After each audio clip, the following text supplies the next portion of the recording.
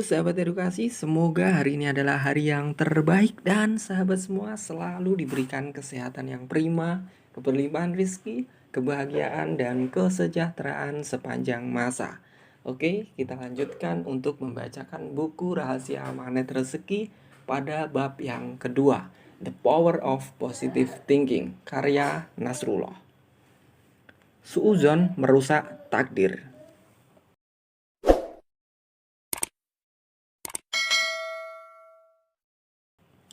Penyesalan selalu datang belakangan. Pastinya begitu. Tidak mungkin datang di depan. Kenapa terjadi penyesalan? Karena tidak tahu ilmu kehidupan atau tidak mau disiplin dalam melakukannya. Berikut ini ada sebuah kisah yang sangat dahsyat. Kisah ini saya dapatkan saat pelatihan SQ. Kisah ini sangat memilukan. Saya ceritakan dengan kemampuan ingatan saya yang terbatas. Tapi kira-kira beginilah ceritanya. Ada seorang anak, katakanlah bernama Otia. Bukan nama sebenarnya. Umurnya 2 tahun. Ngomongnya masih cedal.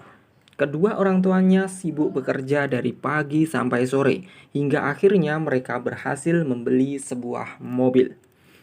Pada suatu hari, ketika ayah dan ibunya bekerja, Otia melihat ada sebuah papan tulis yang indah bernama mobil. Lalu dia ambil sebuah paku yang dia anggap sebagai pulpen. Dia mulai mencoret-coret mobil ayahnya. Seret. Dia suka sekali. Seret, seret, seret, seret sampai habis semua permukaan mobil dicoret olehnya. Otia menunggu ayahnya sampai sore. Ketika menjelang maghrib, ayahnya pulang. Dia langsung berseru gembira. "Ayah!" Lihat gambarnya Otia, sampai menunjukkan gurisan-gurisan paku di mobil tersebut. Sang ayah sangat terkejut dan tiba-tiba marah luar biasa. Dia langsung mengambil penggaris besi, kemudian memukul tangan Otia, sampai berteriak marah.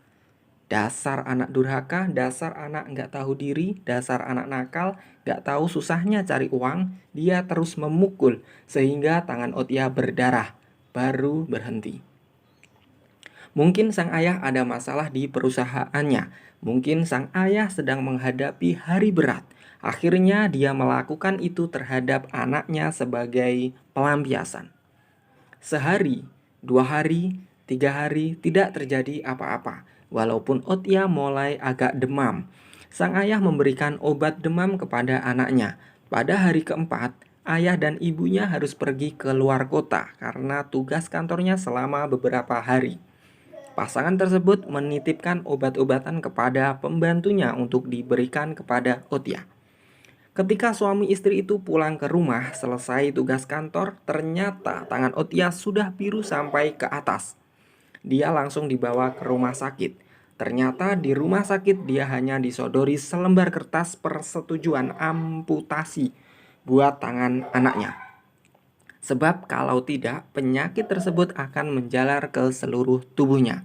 Dengan tangan bergetar, sang ayah menandatangani surat itu. Sementara sang istri berteriak-teriak, menangis histeris sambil memukul-mukul pundak suaminya. Keesokan harinya, setelah proses amputasi selesai, sang ayah datang dan melihat kondisi anaknya. Otia dengan lagunya berkata, "Ayah, Otia minta maaf. Sungguh Otia janji enggak akan pernah coret-coret mobil ayah lagi. Tapi tolong kembalikan tangan Otia." Sang ayah dan ibu hanya bisa menangis. Penyesalan datang di akhir. Tapi nasib sudah tidak bisa lagi ditarik ke belakang. Nasi sudah menjadi bubur. Otia memiliki takdir yang indah, memiliki tangan, memiliki kaki, dan memiliki kreativitas yang sangat baik.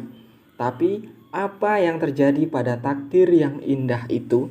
Kemarahan ayahnya, suudzon ayahnya lah yang merusak takdir yang indah itu. Pikiran tidak positif berbuah pisau amputasi. Ketika kita membaca kisah Otia, sebenarnya ini bukan kisah siapa-siapa. Ini adalah kisah kita. Takdir hidup kita yang indah, yang kaya, yang berjaya, yang mudah, yang senang, yang bahagia. Kemana itu semua? Masih adakah? Atau sebagian sudah tidak ada? Seperti apa bentuk takdir kita yang sekarang? Bukannya Allah yang tidak memberikan kesempurnaan, malahan takdir kita adalah takdir yang sempurna.